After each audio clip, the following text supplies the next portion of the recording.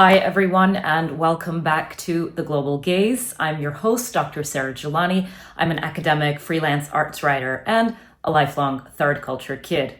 As always on this channel, we take an international perspective with a particular focus on the Global South when it comes to arts, film, and culture.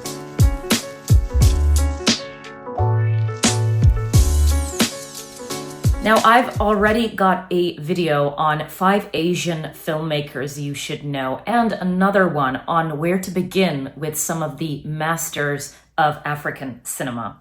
So along that theme, I couldn't bypass the Arab cinematic tradition. For much of the 20th century, Egyptian cinema alone was one of the largest film industries in the world. Cairo was a cultural capital whose films traveled across the Arab world, across Africa and Asia too. Egyptian actors, songs, and film dialogue became part of everyday popular culture, from Casablanca to Baghdad and from Sudan to northern Nigeria. Long before Hollywood became globalized in a truly contemporary sense, Arab cinema was already traveling around the world. So just a disclaimer, this is not a definitive list. It's 5 Arab directors that I've tried to select with an eye for geographic range and an eye for bringing us from this kind of the 1950s to the present. So it's a selection shaped by trying to take you to as many Arab countries as possible and get a taste of as many cinematic styles as possible. The first director on my list is absolutely unavoidable for any discussion of Arab cinema, and that is the Egyptian director Youssef Chahine. Born in Alexandria in 1926, Chahine emerged during the golden age of Egyptian cinema, when Cairo was that huge film-producing center. The French had already brought cinema to Egypt, but they often treated Egyptian people on screen as kind of exotic figures or passive subjects or tropes and symbols rather than psychologically complex people. What distinguished Chahine above all was how he depicted ordinary Arab people. You can see this especially clearly in Cairo Station, released in 1958. On the surface, it's a thriller about a disabled newspaper seller whose obsession gradually turns violent. But the railway station itself becomes a portrait of Egyptian society in this film. Workers, migrants, hawkers, labor organizers, and the urban poor all pass through the same crowded space. This is a world away from the timeless Orientalist landscapes that often featured in Western films about the non-West. I'm the third world. Are you? No, you are. The third world, Jesus Christ, I've been around 7,000 years. And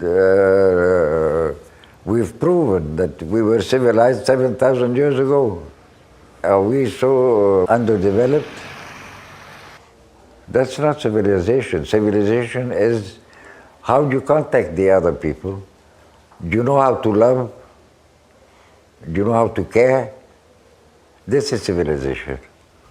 Our second director takes us to Algeria, and he is one of the great cinematic chroniclers of history. Mohammed Lakhdar-Hamina was born in 1934 under French colonial rule.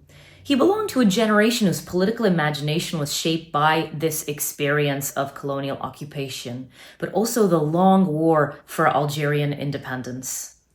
If you've watched anything on the Algerian Revolution, I'm willing to bet it's probably Gillo Pontecorvo's The Battle of Algiers. But Lakhdar-Hamina's Chronicle of the Years of Fire deserves as much recognition and in many ways is even more ambitious. Released in 1975, it became the first and still the only Arab and African film to win the Palme d'Or at Cannes. More importantly, it offered one of the most expansive cinematic accounts of colonialism ever produced from the perspective of the colonized. And what makes it remarkable is it feels like an epic. It's not just about one moment in time, such as the Independence War. It's a long view of a people fighting for self-determination. But don't think that it's all about the politics. His cinematic eye is poetic. He uses landscape almost mythically, allowing vast plains, dust-filled horizons, and barren terrain to carry historical meaning. This is important because we often get a kind of division, which is not always real, between cinema that has a message or a political mission versus cinema that is aesthetically daring and beautiful. Lakhdar-Hamina's work demolishes that assumption.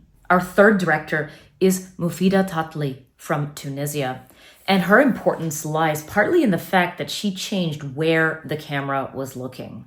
So far, we've had two directors who have taken a big bird's eye view over urban and rural life. Tlatli asked a different set of questions. What happens in the intimate and the domestic sphere in a post-colonial nation? Her masterpiece, The Silences of the Palace, released in 1994, is one of the most important films ever made about gender, memory, and class in the Arab world. The story follows a woman who returns to the palace where her mother once worked as a servant under Tunisia's pre-independence elite class. As she revisits the building and its memories, the palace gradually becomes a metaphor for the entire social order. What makes the film so powerful is its emotional precision. Tlatli does not rely on grand gestures, big speeches, or ideological statements. Instead, her camera pays attention to gesture, silence, music, memory. From North Africa to the Levant, my fourth choice is Michel Khleifi. And with him, we arrive at one of the central dilemmas of Palestinian cinema. How do you film a nation and a people who've been denied sovereignty? Palestinian filmmakers have worked under conditions that are extraordinarily difficult by almost any stretch of the imagination. Occupation, exile, fragmentation, censorship, and displacement have shaped not only the content of Palestinian cinema, but also the practical conditions under which they're even able to make films. Yet despite these obstacles, Palestinian directors have produced some of the most exciting and powerful examples in modern film history. Born in Nazareth in 1950, Khleifi became one of the first Palestinian directors to gain widespread recognition beyond the region. His 1987 film, Wedding in Galilee, remains one of the foundational works of Palestinian cinema.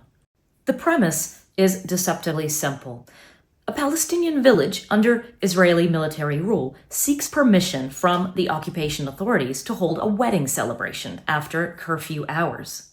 But from this relatively modest setup, Khleifi constructs a rich and complex story that touches on dignity, humanity, masculinity, survival, and social ties. This is one of Khleifi's very important contributions. Too often, when Arab people are represented in Western cinematic traditions, there's a focus on suffering. Palestinian identities in particular can come to be narratively and visually represented through their closeness to victimhood. Khleifi resists that tendency by restoring agency and joy. He shows that occupation shapes everyday life, but it can never entirely determine it. My final director for today is Jocelyne Saab, who was born in Lebanon in 1948. Saab began her career as a journalist before moving on to documentary and experimental filmmaking. This journalistic background remained visible throughout her work, but she quickly moved beyond the conventions of reportage and developed a much more personal and formally adventurous cinematic style. Her films are inseparable from the crises that engulfed Lebanon and the region in the 1970s and 80s. But what distinguishes Saab is the way she approaches this subject matter. You'd think that with her journalistic training, she may come at it from quite a detached lens. But Saab recognized that certain kinds of violence cannot be adequately understood from a detached perspective. Her films instead suggest that when society is collapsing around you, neutrality can be a kind of blindness. Beirut appears not simply as a collection of ruined buildings, but as a wounded social organism carrying the scars and memories of conflict. Saab often blurs the boundaries between documentary, fiction film, and essay film, and this is because for her, straightforward realism simply wasn't enough to capture the fragmentation she saw around her. When I watched recently the Egyptian Spring, all what happened, I was less enthusiastic than all the others because I knew how things turned and how things are manipulated very quickly. But I didn't think it was going to be manipulated so quickly. These filmmakers were not working within neatly bounded national frameworks.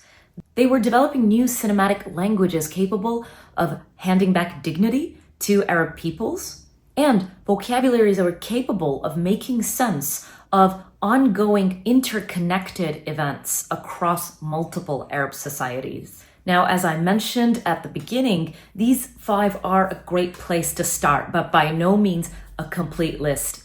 And we've covered Egypt, Algeria, Tunisia, Lebanon, and Palestine in this list, but of course, bear in mind that there's loads of other Arab countries and they have their own cinematic works as well.